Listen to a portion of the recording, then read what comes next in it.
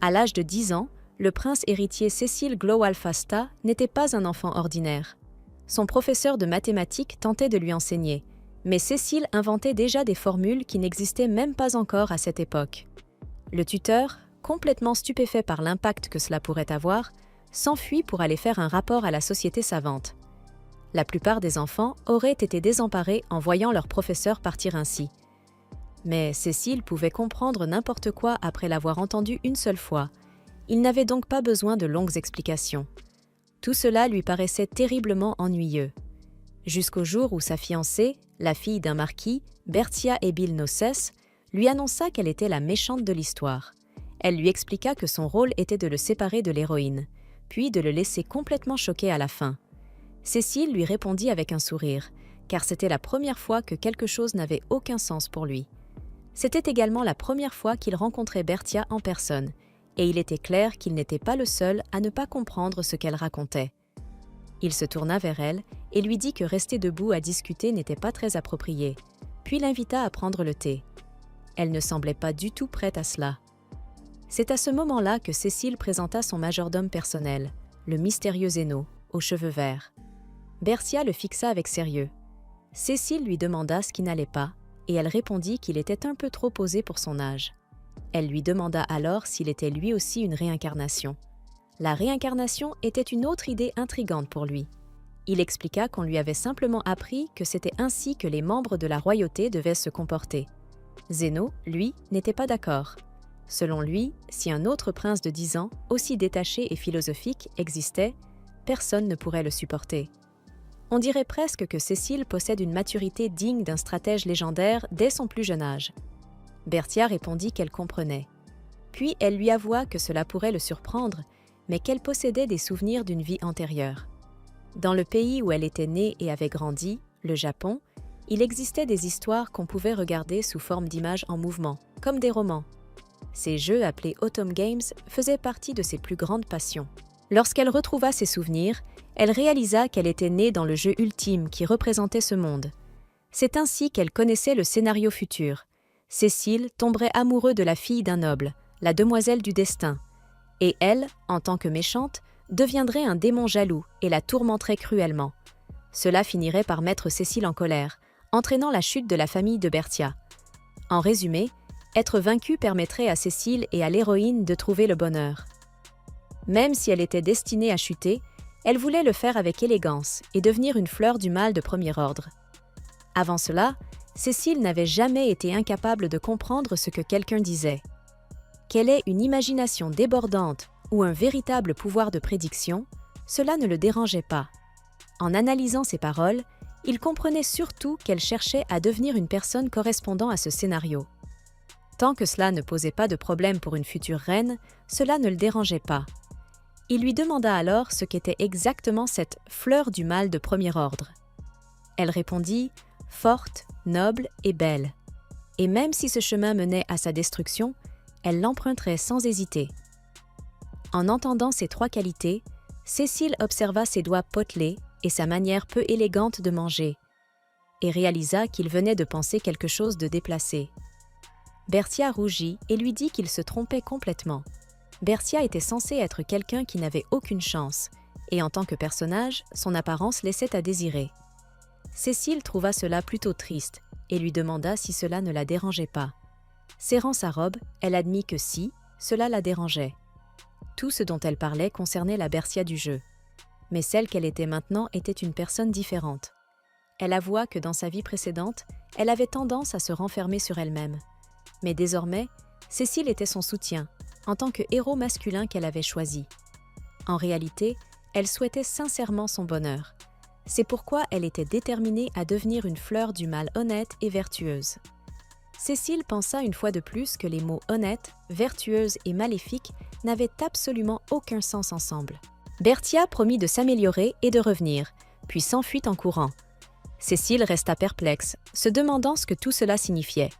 Zéno lui demanda alors ce qu'il comptait faire, et le prince répondit avec intérêt. Bertia ne possédait aucune des manières nécessaires pour interagir avec la royauté, et il ne comprenait pas beaucoup de ses paroles ni de ses actions.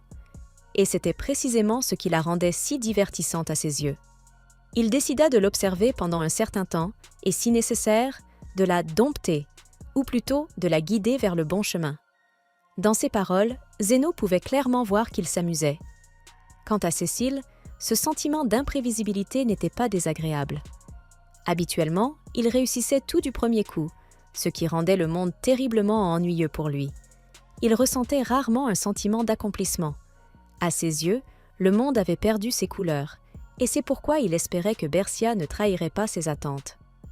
Un an plus tard, Zéno lui remit un rapport provenant d'un messager. Lady Bercia s'était enfermée chez elle pendant toute une année. Cécile afficha une réaction positive, ce qui surprit Zéno, mais le prince expliqua qu'il suivait discrètement son évolution et qu'il comprendrait en la voyant.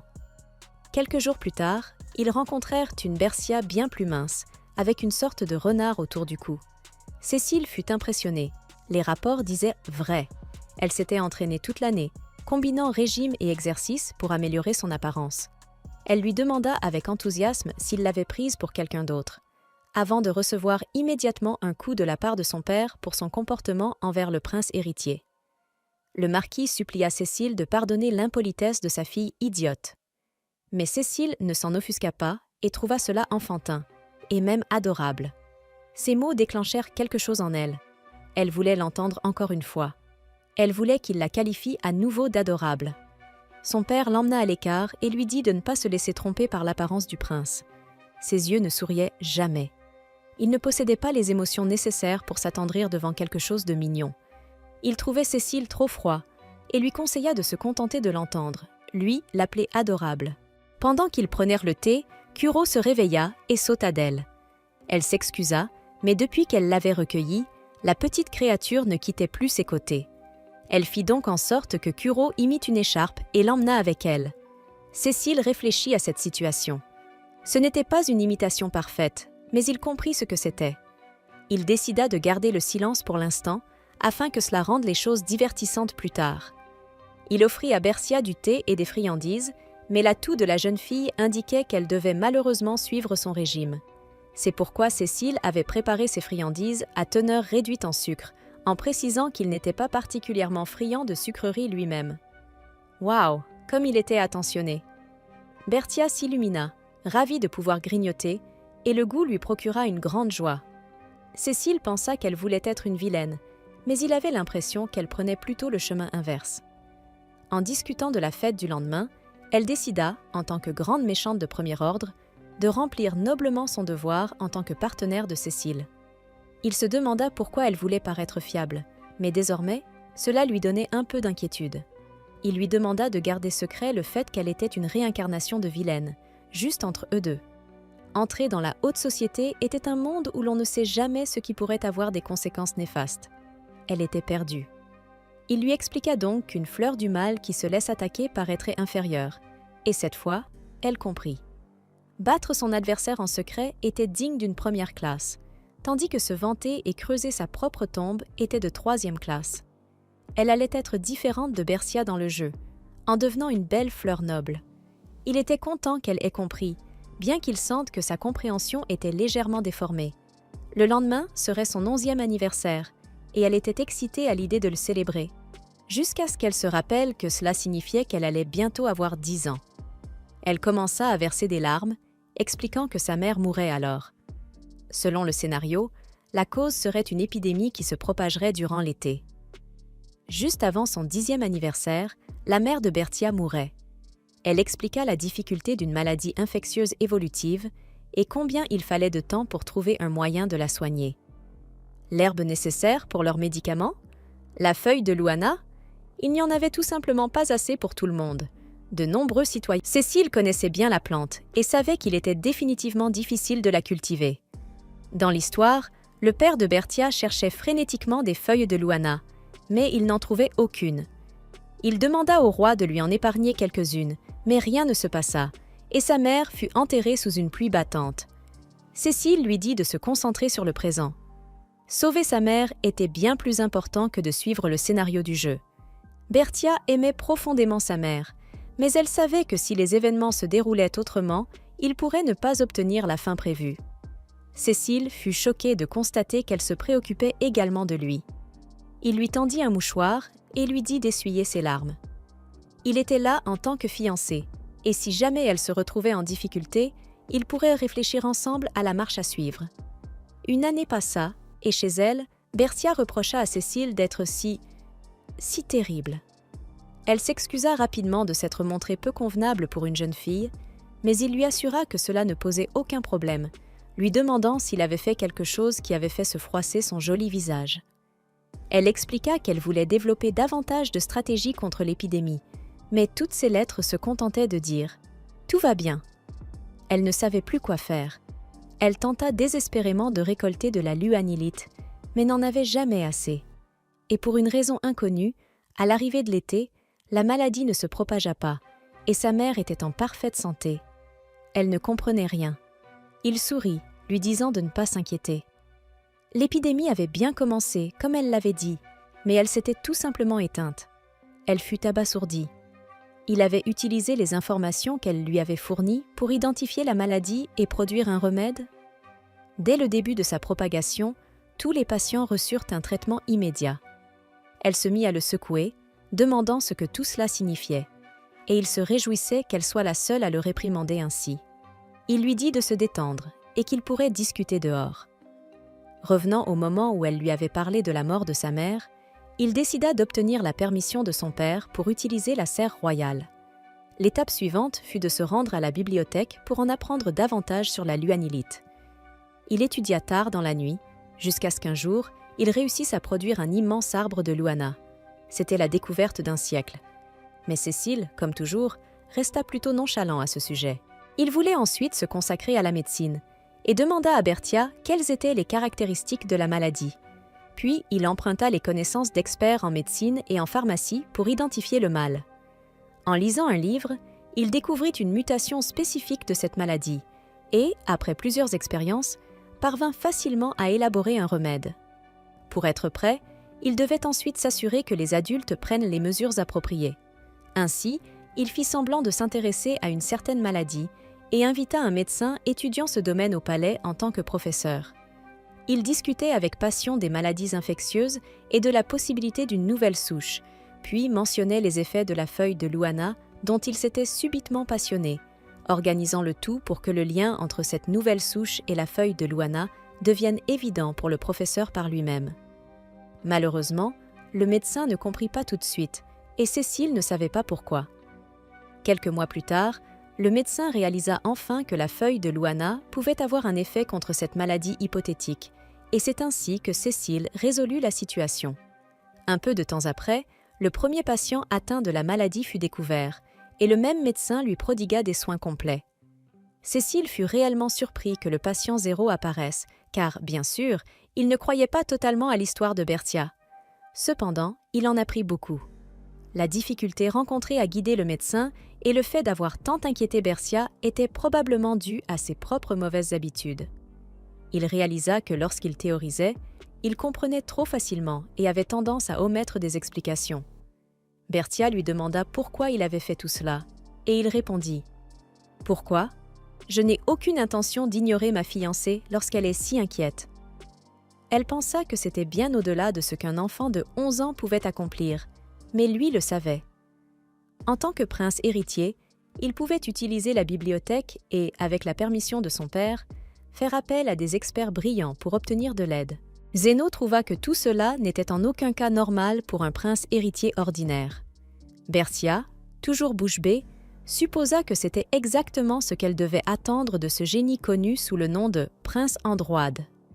Cécile, intriguée par sa réaction, lui dit de ne pas s'inquiéter. Puisque sa mère était en sécurité et que les dommages pour le peuple avaient été minimisés, tout était parfaitement acceptable. Elle acquiesça, consciente que tous avaient échappé aux griffes maléfiques de l'épidémie. Mais il put voir qu'elle avait abandonné toute réflexion à ce sujet. Elle frissonna en apprenant qu'il avait encore une surprise pour elle, un cadeau d'anniversaire fait main. Ses yeux s'écarquillèrent en découvrant ce qu'il lui présentait. Il s'agissait en fait d'un antidote universel. En effectuant ses recherches, il avait trouvé quelque chose d'intéressant dans la bibliothèque. Un petit puzzle qui ouvrait un coffre menant à une partie secrète de la bibliothèque. De là, il avait acquis le savoir nécessaire pour créer ce nouvel antidote. Puisqu'elle allait devenir sa femme, il était possible que sa vie soit menacée, et il pensa que cela pourrait servir de talisman protecteur. Les pétales s'écoulèrent alors qu'il l'enveloppait autour de son cou, et il trouva que cela lui allait à merveille. Elle le remercia et jura, en touchant le collier, de rembourser cette dette de gratitude en rectifiant complètement le scénario, devenant la plus magnifique des vilaines. Sa première étape fut de s'assurer que son père devienne un véritable méchant. Elle l'ignora lorsqu'il suggéra que perdre un chancelier serait trop problématique. Elle insista pour que lui et l'héroïne obtiennent leur happy end. Cécile remarqua qu'elle n'écoutait pas vraiment, mais cela lui sembla parfait ainsi, car après tout, c'était plutôt divertissant. Le marquis Nocès poussa un profond soupir en rendant visite au prince. Cela faisait déjà 1 an que Bercia lui recommandait des actes maléfiques. 1 an depuis tout ce tumulte lié à l'épidémie. Cécile, lui, ne pouvait s'empêcher de penser que le temps passait incroyablement vite. L'autre jour encore, Bertia avait offert à son père un livre fait main intitulé « Les meilleures choses à propos d'être un méchant ». Un guide pour débuter une carrière de vilain à partir de zéro. Le livre était étonnamment facile à comprendre et même amusant à lire, avec des explications très claires sur la différence entre les moyens légaux et illégaux de gagner de l'argent. Cécile trouva d'ailleurs que les chiffres concernant le détournement de fonds et la fraude étaient étrangement réalistes, peut-être des connaissances issues de sa vie passée. Jour et nuit, Bercia ne parlait que de devenir criminelle avec son père. Mais Cécile comprenait bien que derrière tout cela, elle essayait en réalité d'éviter que le scénario ne s'effondre. Il proposa alors au marquis de ne pas trop s'en inquiéter. Selon lui, ce n'était qu'une phase typique de l'adolescence. Bercia était simplement attirée par les hommes un peu mauvais. Douglas, perplexe, rétorqua que si c'était vraiment le cas, pourquoi n'essayait-elle pas de rendre Cécile mauvais, lui, plutôt que son propre père? Une remarque tout à fait pertinente. Mais Cécile, avec son aisance habituelle, répondit que Bercia aimait profondément son père. Et Douglas accepta cette explication sans la moindre hésitation. Il ajouta même que les tendances maléfiques de Cécile se voyaient parfois, et que sa fille avait sûrement jugé inutile de lui faire des suggestions. Changeant de sujet, le marquis évoqua le prochain grand événement, les débuts de sa fille dans la haute société. Il se sentait à la fois ému et terriblement inquiet. Cécile le rassura, tout irait bien. Il la soutiendrait, même si quelque chose d'intéressant se produisait, il pourrait la laisser se débrouiller seule un moment. Puis vint enfin le jour du grand début de Bertia. Son excitation débordante fit écarquiller les yeux de Cécile. Il lui dit qu'elle était devenue très belle, ce qui la fit rougir immédiatement, avant qu'elle ne le regarde avec suspicion, persuadée qu'il allait lui demander une faveur.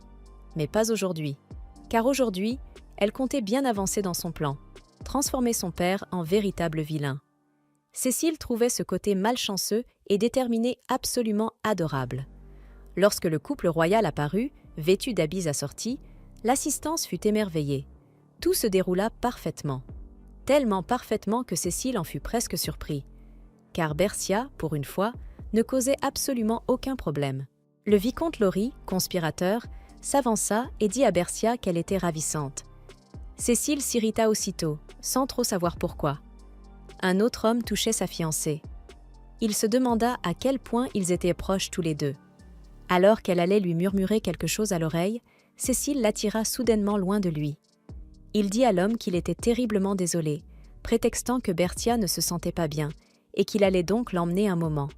En privé, elle lui demanda ce qui lui prenait tout à coup, et Cécile lui dit de lui répondre honnêtement.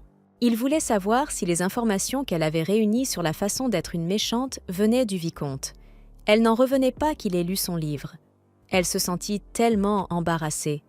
Mais à présent, Cécile voulait connaître les détails. Lorsque le vicomte venait rendre visite à son père, elle se souvenait qu'il faisait partie de ceux qui avaient entraîné son père sur la voie de la méchanceté. C'est pour cela qu'elle avait tout fait pour devenir amie avec lui, et qu'elle avait finalement réussi à le faire parler de mauvaises actions. C'était un pervers notoire, attiré sentimentalement par les enfants. Il lui demanda si Laurie l'avait déjà touché. Le visage de Bercia se figea de stupeur lorsqu'elle se rappela l'expression lubrique du vicomte, et elle poussa un cri. En apparence, il ressemblait à un homme plus âgé qui était gentil avec les enfants. Cécile ne pouvait pas lui reprocher de ne pas l'avoir compris. Il la prit dans ses bras, lui disant que tout allait bien et qu'il trouverait une solution. Cécile n'était pas assez lâche pour rester silencieux après que quelqu'un eut posé la main sur sa fiancée. Il lui demanda si elle avait eu des contacts avec quelqu'un d'autre et elle répondit que non. Elle n'avait pas encore rencontré les autres personnes qui, dans le jeu, avaient poussé son père à devenir malfaisant, le comte Comornal et le baron Sajol.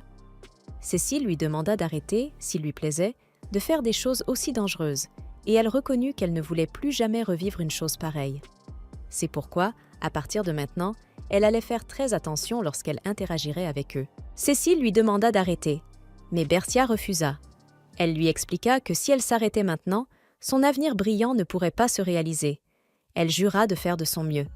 Et Cécile comprit immédiatement qu'elle n'avait absolument aucune intention de l'écouter. Cependant, s'il s'y prenait correctement, cela pouvait devenir une excellente occasion de débarrasser le royaume de sa corruption. Le marquis Noche, inquiet, pensait que sa fille avait commis une faute.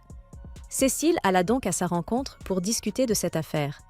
Il expliqua, par un certain canal, qu'il avait entendu des rumeurs concernant les agissements douteux du comte Comornal, du baron Sagal et du vicomte Laurie. Il ajouta même que ces hommes avaient tenté d'entrer en contact avec lui. Douglas resta stupéfait. Il ne pouvait pas croire que le vicomte ait eu des comportements déplacés envers sa propre fille. Cécile lui demanda alors de ne rien dire à Berthia. C'était en réalité une manœuvre. Il voulait s'assurer que le marquis ne révèle rien, et ainsi empêcher Berthia de découvrir ses propres plans. Puis Cécile exposa clairement son objectif. Il voulait éliminer tous les hommes impliqués, avec l'aide de Douglas. Il demanda au marquis de devenir une sorte d'espion, chargé de rassembler des preuves contre eux.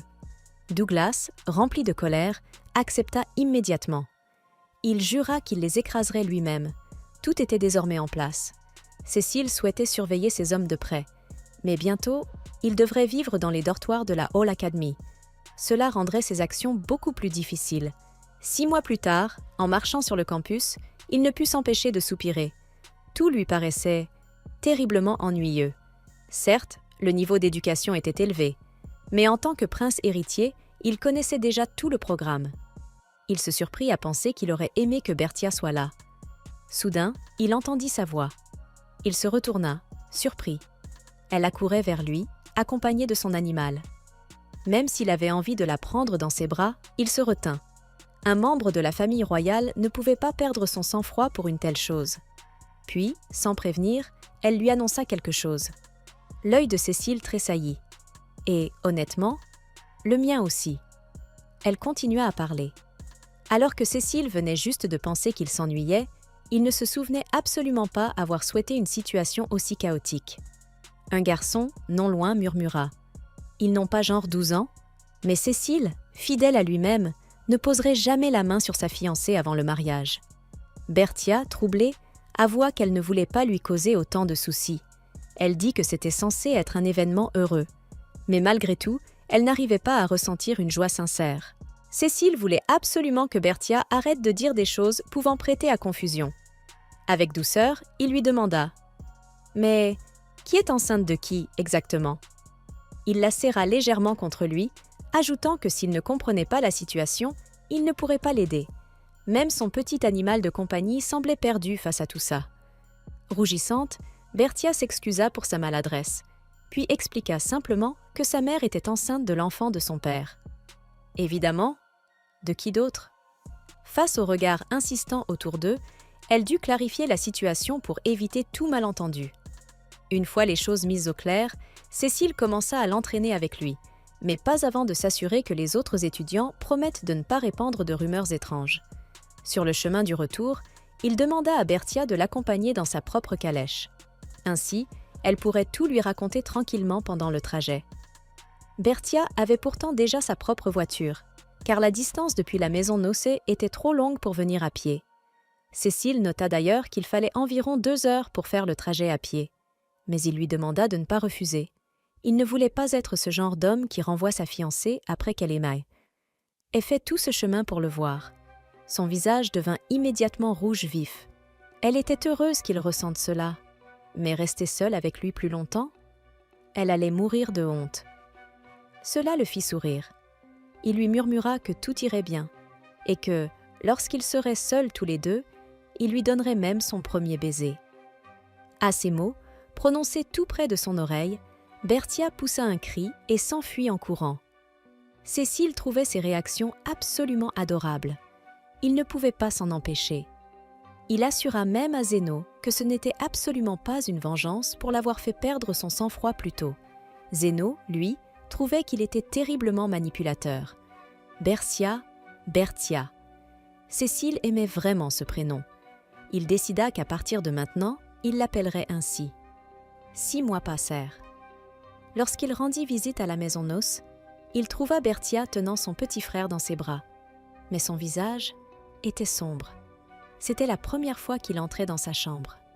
Il observa les couleurs qu'elle portait souvent, se demandant si le bleu et le jaune étaient ses préférés, ou si cela avait un lien avec la couleur de ses cheveux et de ses yeux. Puis, une étrange sensation naquit dans son cœur. Une agitation qu'il... Berthia s'excusa auprès de Cécile à propos de son petit frère, Annette. Dans le scénario original, la maison noce n'était pas censée avoir d'héritier. À la place, il devait adopter un garçon de la branche Loas. Mais tout avait changé. Sa mère ayant survécu à l'épidémie, le scénario entier s'était effondré. Le garçon adopté aurait déjà dû être accueilli dans la famille et entrer à l'Académie Hallam sous le nom de Corgan Deli Noces. Il s'y serait rapidement distingué, devenant un candidat idéal pour devenir l'un des proches aides de Cécile. Cécile comprenait bien que, pour quelqu'un sans titre, entrer à l'Académie serait difficile. Et si ce garçon était réellement talentueux, ce serait du gâchis de ne pas lui donner une chance. Berthia ajouta alors qu'éviter une route où Cécile finirait avec l'héroïne était une bonne chose. Cela attira immédiatement l'attention de Cécile. Puisqu'elle avait dit qu'il était censé finir avec l'héroïne, elle lui expliqua qu'il existait plusieurs routes possibles, selon les choix de celle-ci. La personne avec qui elle finirait pouvait changer. Cécile fut stupéfaite qu'elle ait oublié de mentionner un détail aussi crucial. Selon lui, il n'y avait donc aucune raison de rompre leurs fiançailles, puisque l'héroïne pouvait très bien finir avec quelqu'un d'autre. Mais Berthia s'y opposa aussitôt. Elle ne pouvait pas laisser cela arriver, sinon quelque chose de terrible lui arriverait. Soudain nerveuse, elle se mit à transpirer, essayant de minimiser ses propos, affirmant que ce n'était rien, et qu'elle s'assurerait simplement qu'il finisse avec l'héroïne. Pour Cécile, c'était évident. Elle essayait de cacher quelque chose. Il lui demanda alors qui étaient les autres cibles. Elle révéla qu'il s'agissait de tous ceux destinés à devenir ses proches aides. Val Noakens, Charles Lowenau, Nels Crumb, ainsi que le second prince Sean Turkin Alfasta. Dans ce scénario, une sorte de force irrésistible devait les attirer vers l'héroïne au moment venu, déclenchant divers événements. Mais si cette même force cherchait aussi à faire adopter Corgan dans sa famille, alors Berthia ne pouvait imaginer qu'une chose, un malheur pourrait arriver à Annette. Depuis tout ce temps, elle vivait dans la peur. Cécile le comprenait désormais clairement. Fidèle à lui-même, il conclut simplement que Corgan n'avait qu'à intégrer l'Académie Hallam et devenir officiellement candidat pour être son aide. Une idée germa dans son esprit. Il lui dit de lui faire confiance. Plus tard, lorsque Corgan Deli Marden rentra chez lui, il se mit immédiatement à genoux pour saluer le prince héritier. Cécile expliqua qu'il avait entendu les plaintes du peuple concernant le seigneur local. Et comme cet homme était un parent éloigné de Berthia, il souhaitait lui poser quelques questions à ce sujet. Corgan n'arrivait pas à croire que Cécile se soit déplacée en personne, mais Cécile répondit calmement qu'en tant que membre de la famille royale, il se devait d'écouter la voix du peuple. Corgan expliqua alors que le seigneur de cette région était quelqu'un de très logique et digne de respect, mais qu'il avait une manière de parler absolument déplorable. C'était sans doute pour cela qu'il suscitait autant de ressentiments inutiles. Plus tôt, afin de payer leurs impôts, certains villageois avaient récolté des cultures encore immatures. Le seigneur les avait sévèrement réprimandés. Pourtant, ces récoltes auraient pu plus que doubler en quantité si elles avaient été laissées 2 semaines de plus. Et s'ils étaient venus lui demander de l'aide, il les aurait soutenus, ce qui aurait amélioré leur situation. Ses paroles étaient donc pertinentes, mais sa façon de les exprimer était brutale. « Utilisez un peu votre tête, bande d'idiots !» Résultat, les villageois avaient quitté son bureau furieux. Tout cela correspondait exactement aux informations que le messager de Cécile lui avait rapportées. Corgan était capable d'analyser les faits avec objectivité. « Tu es retenu, Corgan », déclara Cécile. Il ajouta qu'il plaçait de grands espoirs en lui et qu'il avait une requête à lui faire. Il voulait que Corgan soit adopté par une famille noble et devienne son informateur concernant les activités illégales du royaume. Corgan tomba à genoux, submergé par l'émotion. Il avoua qu'il avait abandonné tout espoir, pensant vivre ainsi toute sa vie. Jamais il n'aurait imaginé qu'un prince choisirait quelqu'un issu d'un milieu aussi modeste que le sien. Il jura alors de lui rendre cette faveur par une loyauté éternelle. Cécile informa ensuite Berthia de l'entrée de Corgan à l'académie. Comme prévu dans le scénario, Berthia était folle de joie, d'autant plus qu'il semblait que son père entretenait désormais de meilleures relations avec les nobles vilains. Ainsi, tant qu'ils évitaient la route du reverse harem, tout serait parfait. Cécile fronça les sourcils, confus. Berthia expliqua alors que le reverse harem était une situation où une seule femme est aimée par tous les protagonistes masculins en même temps, tout en les aimant également. Une route particulièrement gourmande. Cécile trouva cela impensable. Une reine ayant plusieurs relations serait considérée comme traîtresse. Mais Berthia ajouta que, dans ce type de scénario, comme il l'aimerait profondément, il serait incapable de la quitter. Et au lieu de s'opposer, tous finiraient par accepter de la partager. Une route qui existait bel et bien. Il demanda alors quel genre d'idiot serait prêt à ébranler tout un royaume pour une simple histoire d'amour. Berthia lui révéla alors une partie du contexte, évoquant une magie de charme. Mais ce type de magie n'existait pas dans ce monde. Cécile réfléchit et supposa qu'un esprit de lumière pouvait produire un effet similaire. Ces esprits purifient les êtres corrompus et offrent une sensation d'euphorie à ceux qui sont vertueux. La lumière de guérison. En exploitant cette sensation, il serait possible d'attirer les gens à soi comme par magie. Berthia, elle, n'en revenait pas que les esprits existent réellement. Cécile, encore une fois, fut déconcertée par sa réaction. Puisqu'il avait tous deux conclu un contrat avec un esprit, il lui fit remarquer qu'elle ne lui avait jamais expliqué où elle avait trouvé Kuro. Elle répondit que c'était dans une forêt près du manoir. Kuro avait léché une de ses blessures, et c'est ainsi qu'elle lui avait donné un nom.